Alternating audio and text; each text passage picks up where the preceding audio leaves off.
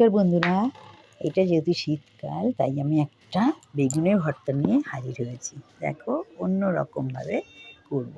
প্রথমে বেগুনটাকে সর্ষের তেল মাখিয়ে নেব, হ্যাঁ, তাহলে চট করে খোসাটা উঠে যাবে। এটা একটা টিপস।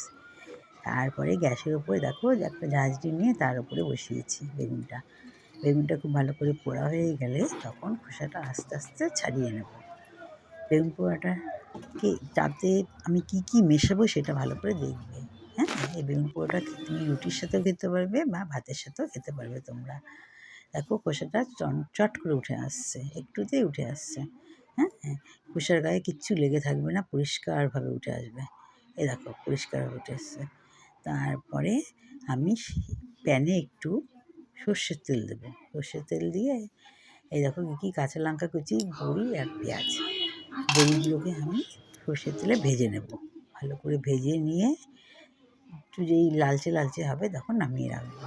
তারপর সেই তেলে আমি কাঁচা পেঁয়াজ কেটে রেখেছিলাম কুচি কুচি করে, সেই পেঁয়াজটা আমি দিয়ে দেবো। হ্যাঁ, পেঁয়াজটা দেবো আর কাঁচা লঙ্কা কুচি করেছিলাম সেটাও দিয়ে দেবো। পেঁয়াজটা বেশি ভাজবো না, কাঁচা খেলে কীরকম গন্ধ লাগে তো মুখে, সেটা যাতে গন্ধটা না লাগে তার জন্য অল্প করে ভেজে নেব। আর কাঁচা লঙ্কার কুচিটাও দিয়ে দেবো, আর তার সঙ্গে নুনটাও দিয়ে দিলাম। দিয়ে ওই যে খোসা ছাড়িয়ে রেখেছিলাম বেগুনটা আমি দিয়ে দেব। দিয়ে একটু নাড়বো, বেশি নাড়তে হবে না, একটু নাড়াচাড়া করে আমি বড়িটা দিয়ে দেবো।